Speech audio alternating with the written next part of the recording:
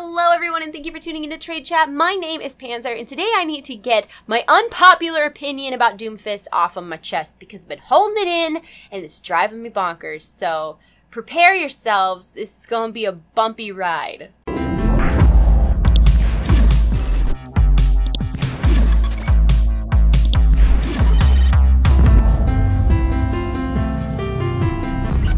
So if you guys have watched my videos for a while and you've seen some of my Overwatch videos, you might already understand why I feel like Doomfist should not be a hero, but the big thing that I keep coming back to is that Doomfist is a title, not a name. There have been 3 different Doomfists. I'm not going to attempt to say their real names and just do injustice to the Nigerian language, but there was the first one who was the Savior, the second one who was the Scourge, he was in Talon, and then our current Doomfist killed the second Doomfist to become the successor Doomfist, and he is the leader of Talon. And I think all of this is just a little stupid.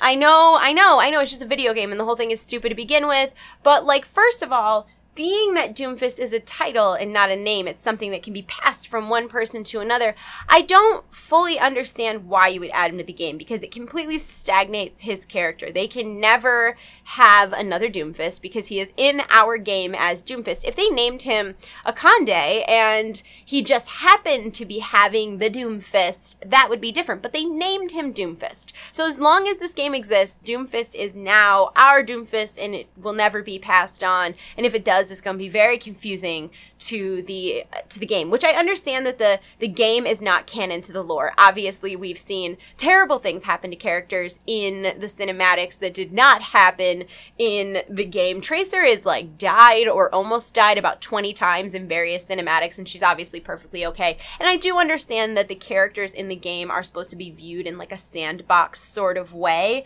but to me, it just seems like such a waste of a big bad character to add him to the game. They had to, you know, shrink down his abilities so much to make him balanced. And I've heard a lot of arguments saying, well, Winston beat him in a fight, so ha ha ha. But the thing is, like, even in the cinematic that we see, that is the cinematic that explains Doomfist's origin story, is that 2.5D kind of comic-y where he is fighting Genji and Tracer and Winston. That is actually the fight that the 2 little boys in the original trailer were referencing, like, oh, Winston beat him and blah, blah, blah. And we see that it's not like Winston did that easily. That was a 3v1.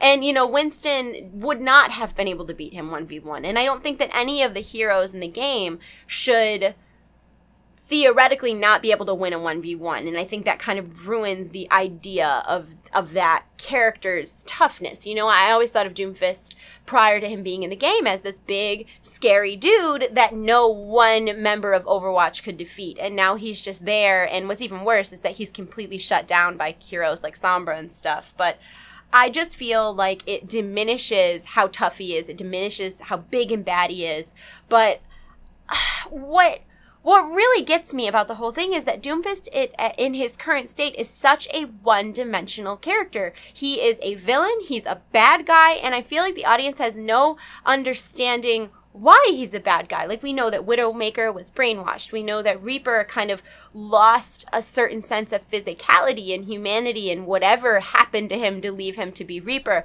We know that, you know, Junkrat has severe radiation poisoning and that Roadhog's home was stolen from the government. And we have all of these various agents of Talon or, you know, outliers from Overwatch that aren't necessarily good guys, but there are human reasons that we can empathize with and understand why they're villains. And I think that in every great story, the villain needs to have something tragic about them that makes them someone that you can empathize with. Even if it's not something that you can personally relate to or understand, I still think the idea of a villain who just wants to be evil and that's it is kind of one-dimensional. And I mean, we're seeing Doomfist being, you know, oh, he's this guy who he thinks our society is in a shit place right now, and he basically wants to start a war and genocide and reduce the population so we can kind of start over. The whole thing is very Rick and Morty episode 1, and I'm a little bit over it.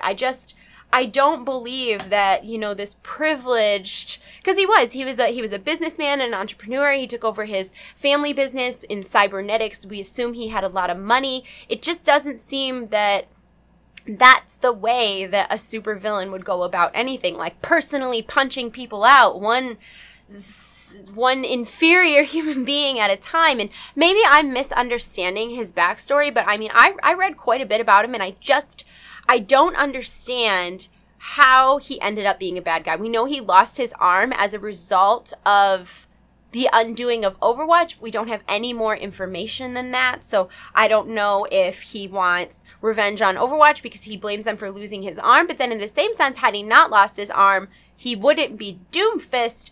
The whole thing is very confusing to me. And, you know, when he's taken in by Talon and he becomes a mercenary, and the second Doomfist, the Scourge Doomfist, is kind of like taking him under his wing and teaching him the ropes, at what point does the third Doomfist, the successor, the Doomfist we have in game now, decide that he's just gonna kill his friend buddy to become the leader of Talon, even though that guy wasn't the leader of Talon? The whole thing just seems like not a story, and I understand that Overwatch has a lot of gaps in story holes right now. I get that, but even in Widowmaker's bio or Reaper's bio, there is bits and pieces of it that leads you in a direction to understand why they're the way they are. And I saw an article on Polygon that was praising Doomfist for just being a villain and nothing more. Like, oh, this is just a guy that you can hate, and he's so hateable. And I don't get why there would ever be a villain that he's so one-dimensional. So one-dimensional. And the whole, like, oh, he was able to punch himself out of his jail cell. Like, he punched himself out of his jail cell with his fucking cybernetic arm. Like, why would they let him have a superpower cybernetic arm in a jail cell? Like, that in and of itself doesn't even make sense to me. And I know there's gonna be so many comments that's like, the lore is incomplete, you need to let it go, you're looking too far into this, but I have a serial, history of looking a little too far into it. I did a whole video on why I thought Mercy was evil. I did a whole video speculating on who Farah's father was.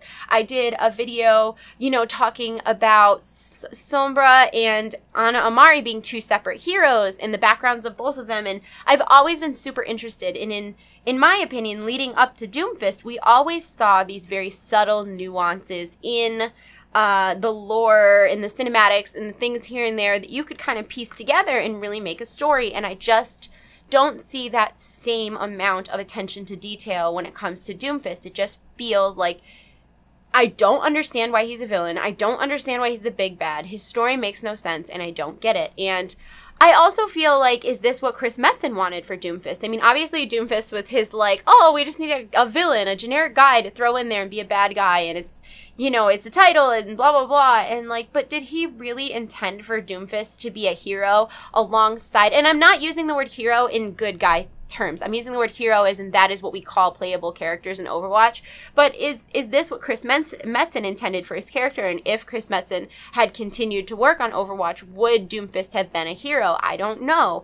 I also feel like we had all of this hype for this new hero potentially coming from the lunar map with the escaped subject, and there was speculation that it might be a cat or a raccoon or maybe a little chimpanzee or something, and that just got completely shelved because they needed to release Doomfist right now, which didn't make a whole lot of sense to me at all, like why they would kind of start hype and, Jeff Kaplan saying things like a new hero is on the horizon and like dropping all these hints, and then this didn't feel like a pull the rug out from under us moment. It just felt, in my opinion, poorly timed, poorly thought out. Like we had, in my opinion, too much lead up to Sombra. I thought the Sombra reveal was a little bit too detailed. It was a little bit too specific. It almost alienated some people like me who didn't understand all of the computer coding stuff.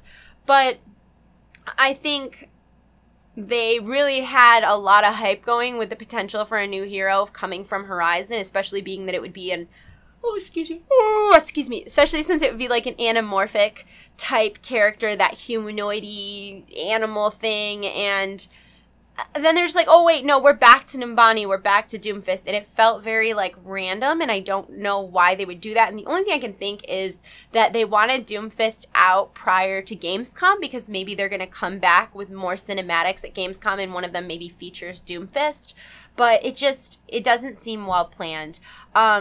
I don't know. I just can't get behind the idea of this really vengeful, angry villain who we don't understand why he's doing the things he's doing, and I don't understand why he's the leader of Talon. I just don't get any of it. None of it resonates with me in any way, shape, or form. And then they added he's not, I'm like almost at a loss. And I kind of intended to film this video in a way that was more conversational. I didn't want to come at you with like researched bullet points, because this is just something that people have constantly been coming at me and asking what I think of Doomfist. Now, let me be clear. I'm not going to like stop playing Overwatch. And I hope that they do fill in these plot holes through various things, whether it be books or comics or animations or whatever the heck else.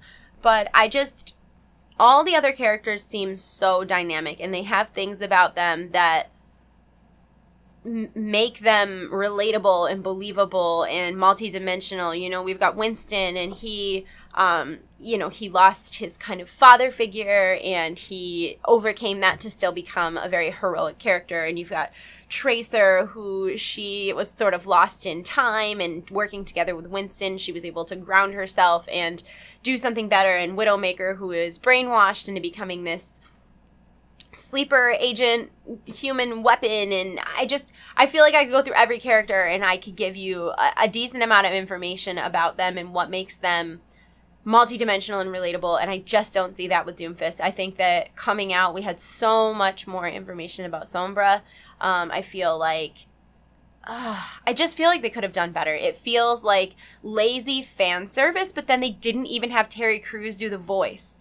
And again, like I know this video is very critical, but it's not me being stubborn, because I don't personally, like, if they had introduced Doomfist as a hero and, in my opinion, done a better job, I probably wouldn't have all these feelings. I just feel like everybody kept saying, oh, we want Doomfist, we want Doomfist, we want Doomfist, we want Doomfist. So they shelved all the shit they were working on to put Doomfist out. And it's like, if you were gonna do a fan servicey type thing, why wouldn't you have Terry Crews do the voice? And why wouldn't you have let this line up better with Orisa? Like, why would you wait and have all of it is just, I don't get it.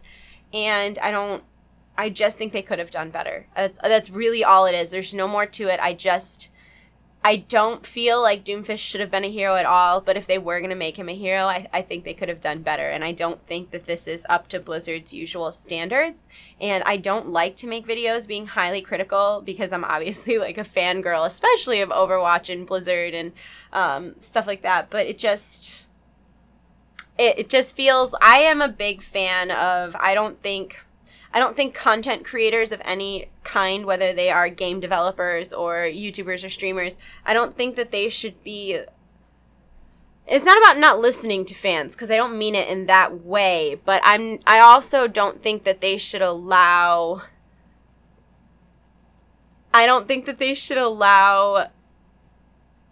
viewers to take creative control, and that's what Doomfist feels like to me. It feels like a lot of ideas, but no finalized thought. I don't like it. I'm sorry.